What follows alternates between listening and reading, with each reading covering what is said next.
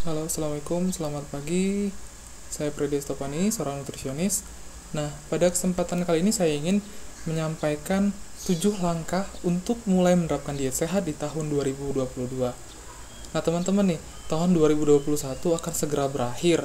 Sama dengan tahun-tahun sebelumnya, biasanya kita menyusun yang namanya resolusi.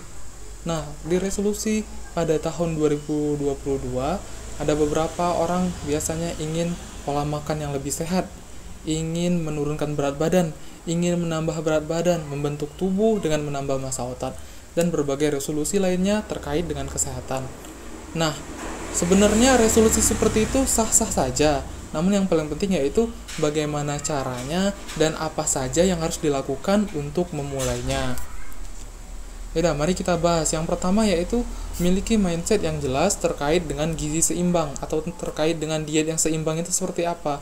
Jadi, gizi seimbang itu bukan hanya tentang makanan, tapi gizi seimbang itu merupakan susunan dari aneka ragam makanan dengan memperhatikan prinsip gizi.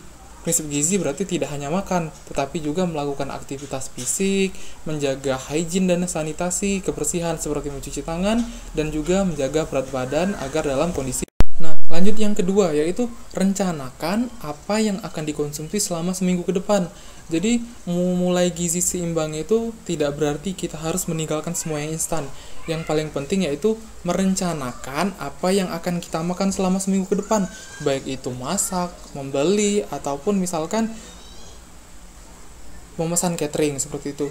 Jadi perlu direncanakan dengan baik agar diketahui apa aja sih yang akan dikonsumsi, berapa jumlah protein yang akan kita makan, berapa jumlah sayur yang akan kita makan.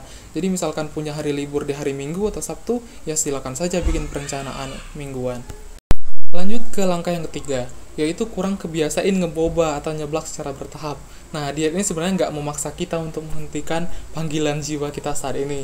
Misalkan yang suka jajan, ya boleh aja tetap jajan. Jadi nggak harus langsung diet ekstrim. Malah kalau seandainya kita diet ekstrim, malah akan membuat kita menjadi tidak semangat untuk melakukan perubahan terhadap pola makan kita. Jadi misalkan gini, kita bagi misalkan konsep 80-20 saya menyebutnya. Jadi 80% asupan makanan kita boleh tetap berasal dari makanan yang sesuai gizi seimbang atau sesuai konsep isi piringku. Nanti akan saya jelaskan. Nah, sisanya 20% silakan saja jika ingin tetap konsumsi makanan yang disukai. Jangan langsung ditinggalkan. Prinsipnya itu bertahap saja, nggak harus langsung perubahan ekstrim. Yang penting bertahap dan konsisten, karena konsisten adalah kuncinya.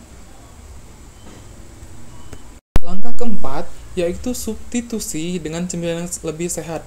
Jadi sebenarnya kesalahan terbesar ketika orang ingin melakukan diet atau diet biasanya melakukan perubahan pola makan secara ekstrim. Jadi misalkan skip sarapan, puasa seharian sepenuh, dan tidak konsumsi nasi sama sekali.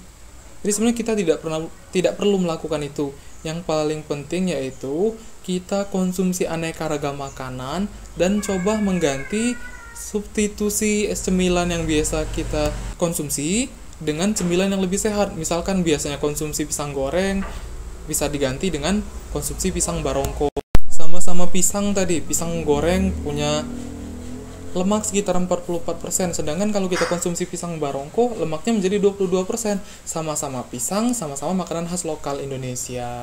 Nah, lanjut langkah yang kelima, yaitu berpikir sederhana.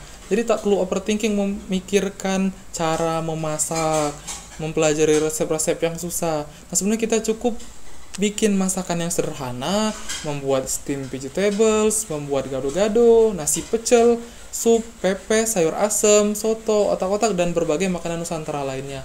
Dan kalaupun nggak sempet bikin, nggak sempet masak, beli juga nggak apa-apa. Yang penting kita tahu berapa persen kebutuhan makanan kita dan apa saja makanan yang emang harus kita konsumsi dalam jumlah banyak dan apa saja makanan yang harus kita batasin konsumsinya, seperti itu. Langkah yang keenam yaitu konsumsi one dish meal atau disebut one food meal. Jadi one dish meal atau one food meal itu istilah yang diberikan untuk makanan yang dimana sekali makan itu sudah mengandung berbagai zat gizi, baik itu sumber karbohidrat, lemak, protein, serat, vitamin, dan mineral. Contohnya di Indonesia sendiri sangat banyak one dish meal, ada gado-gado dan juga yang paling mudah ditemui yaitu soto, salah satu one dish meal asli Indonesia. langkah yang terakhir atau yang ketujuh yaitu makanlah sesuai kebutuhan. Jadi kebutuhan zat gizi secara umum berdasarkan usia dan kondisi khusus bisa dilihat di angka kecukupan gizi atau AKG. Nah, akan tetapi untuk lebih sederhananya bisa menggunakan model isi piringku. Jadi apa yang dimaksud model isi piringku yaitu ketika kita makan jumlah nasi sama atau jumlah makanan pokok sama dengan jumlah sayur yang kita ambil. Jadi prinsipnya dalam satu sajian piring sepertiga makanan pokok, sepertiganya lagi sumber sayuran, dan sepertiga sisanya bisa lauk hewani, lauk nabati, dan juga buah. Nah, jadi itu 7 langkah sederhana yang dapat dimulai di tahun 2022 untuk memulai diet yang sehat, baik itu menurunkan berat badan atau menambah berat badan. Jadi yang pertama perlu diingat yaitu miliki mindset yang jelas tentang gizi seimbang. Yang kedua, rencanakan apa yang akan dikonsumsi selama seminggu.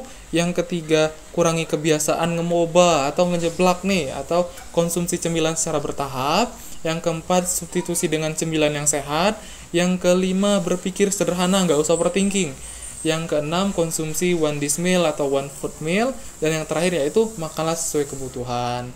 Mungkin itu saja, semoga bermanfaat dan semangat menyongsong tahun 2022 untuk pola makan yang lebih sehat, berat badan yang ideal. Terima kasih, selamat siang.